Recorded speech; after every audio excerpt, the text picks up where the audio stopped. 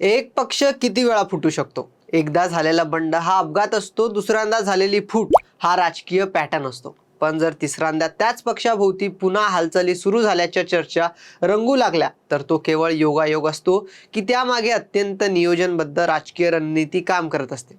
अमित शहाची भेट ही केवळ शिष्टाचाराची असते की त्यामागे महाराष्ट्राच्या राजकारणाचा पुढचा ब्ल्यूप्रिंट तयार होत असतो? उद्धव ठाकरे यांच्या शिवसेनेसमोर पुन्हा एकदा अस्तित्वाची लढाई उभी राहणार आहे का?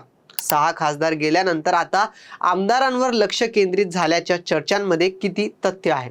आणि जर पुन्हा एकदा ठाकरे गटात मोठी गळती झाली, तर त्याचा सर्वात मोठा राजकीय फायदा नेमका कुणाला होणार? महाराष्ट्राच्या राजकारणात पुन्हा एकदा ऑपरेशन टायगर पार्ट 3 ची चर्चा का सुरू झाली आहे हे समजून घ्यायचं असेल तर गेल्या 4 वर्षाच्या संपूर्ण राजकीय प्रवास समजून घ्यावा लागेल. 2022 मध्ये एकनाथ शिंदे यांनी केलेल्या ऐतिहासिक बंडाने महाराष्ट्राच्या राजकारणाची दिशा कायमची बदलली.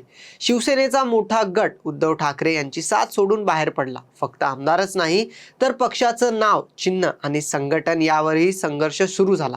त्यानंतर अनेकांना वाटलं की आता हा संघर्ष इथेच थांबेल, पण तसं झालं नाही. राजकारणात एकदा सुरू झालेली गळती थांबवणं सर्वात कठीण असतं, कारण सत्ता ही नेहमी आकर्षणाचं केंद्र असते. याचाच पुढचा अध्याय काही महिन्यांपूर्वी पाहायला मिळाला. उद्धव ठाकरे यांच्या गटातील 6 खासदारांनी आधी स्वतंत्र भूमिका घेतली आणि त्यानंतर एकनाथ शिंदे यांच्या शिवसेनेत प्रवेश केला. संजय पाटील, संजय जाधव, नागेश पाटील आष्टीकर, संजय देशमुख, भाऊसाहेब वाकचौरे आणि ओमराजे निंबाळकर या 6 खासदारांच्या जाण्याने स्पष्ट संदेश गेला की लढाई अजून संपलेली नाही. हा फक्त पहिला टप्पा होता की पुढे आणखी काही घडणार आहे अशी चर्चा तेव्हाच सुरू झाली होती. आणि आता त्या चर्चांना पुन्हा एकदा खतपाणी मिळत आहे. खासदार श्रीकांत शिंदे, नरेश मस्के, नागेश पाटील आष्टीकर, संजय दिना पाटील आणि विधान परिषदेचे उपसभापती सचिन अहिर यांनी केंद्रीय गृहमंत्री अमित शहा यांची काल भेट घेतली. विशेष म्हणजे ही अलीकडच्या काळातील दुसरी भेट होती. त्यामुळे राजकीय वर्तुळात अनेक प्रश्न विचारले जात आहेत. पक्ष विस्ताराचा आढावा घेण्यासाठी ही बैठक होती का?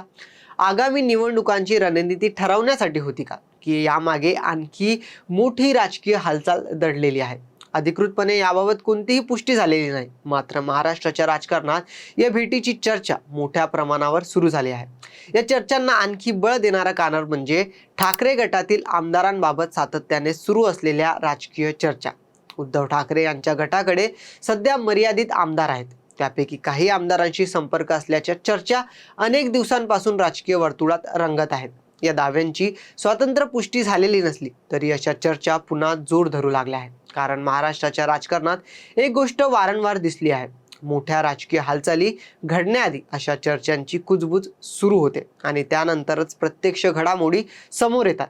दरम्यान उद्धव ठाकरे यांच्यासाठी आणखी एक महत्त्वाची लढाई म्हणजे शिवसेना पक्ष आणि चिन्हासंदर्भातील सुनावणी.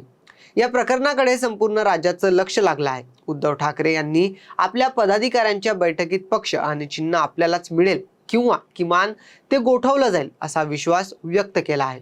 म्हणजेच एकीकडे न्यायालयीन आणि घटनात्मक लढाई सुरू आहे, तर दुसरीकडे राजकीय पातळीवर पक्ष मजबूत ठेवण्याचं मोठं आव्हान आहे. अशा वेळी जर पुन्हा गळती झाली तर त्याचे परिणाम केवळ संख्येपुरतं मर्यादित राहणार नाही, त्याचा कार्यकर्त्यांच्या मनोबलावरही परिणाम होऊ शकतो. याच ठिकाणी एकनाथ शिंदे यांची रणनीती लक्षात घेण्यासारखी आहे. 2022च्या बंडानंतर त्यांनी सातत्याने संघटन वाढवण्यावर भर दिला. विविध जिल्ह्यातील पदाधिकारी, माजी लोकप्रतिनिधी आणि स्थानिक नेत्यांच्या आपल्या गटात सामील करून घेण्याचा प्रयत्न सुरू ठेवला.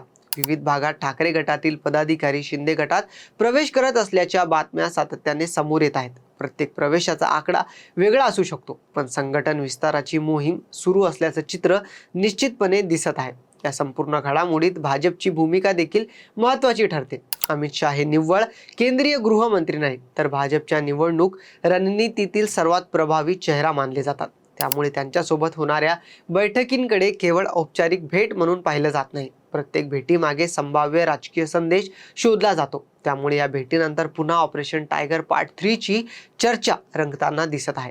मात्र याबाबत कोणतीही अधिकृत घोषणा किंवा पुष्टी झालेली नाही, हेही तितकंच महत्त्वाचं आहे. उद्धव ठाकरे यांच्यासमोर आता सर्वात मोठं आव्हान केवळ विरोधकांचं नाही, तर स्वतःचं संघटन टिकवण्याचं देखील आहे.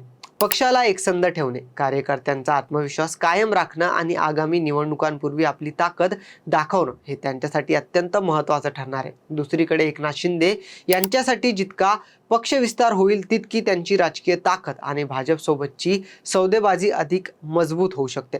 महाराष्ट्राच्या राजकारणाचा इतिहास सांगतो की इथे कोणतीही राजकीय घडामोड अचानक घडत नाही. त्याआधी अनेक संकेत मिळत असतात. काही संकेत खरे ठरतात, काही केवळ चर्चेत राहतात. अमित शहा आणि शिंदे गटाच्या नेत्यांच्या सलग बैठका या अशाच संकेतांपैकी एक आहे का? याचं उत्तर येणाऱ्या काही दिवसात मिळेलच. पण एक गोष्ट निश्चित आहे, ठाकरे विरुद्ध शिंदे हा संघर्ष अजून संपलेला नाही. उलट तो नव्या टप्प्यात प्रवेश करत आहे. आता खरी कसोटी केवळ न्यायालयातील निकालाची नाही, तर पक्षातील निष्ठेची, संघटन शक्तीची आणि नेतृत्वावरच्या विश्वासाची आहे. जर ठाकरे गटाने ही परीक्षा यशस्वीपणे पार केली तर ते पुनरागमनाचं पाऊल ठरू शकतं. पण जर पुन्हा एकदा मोठी गळती झाली तर महाराष्ट्राच्या राजकारणात आणखी एका मोठ्या भूकंपाची नोंद देखील होऊ शकते. म्हणूनच सध्या प्रत्येकाची नजर एकाच प्रश्नावर खिळली आहे. ऑपरेशन टायगर पार्ट 3 ही केवळ राजकीय चर्चा आहे की महाराष्ट्राच्या राजकारणात पडणाऱ्या पुढच्या स्फोटाची चाहूल? याबद्दल आपल्याला काय वाटतं हे आम्हाला कमेंटमध्ये नक्की कळवा. आणि व्हिडिओ आवडला असेल तर लाईक, शेअर आणि आमच्या यूट्यूब चॅनलला सबस्क्राईब जरूर करा.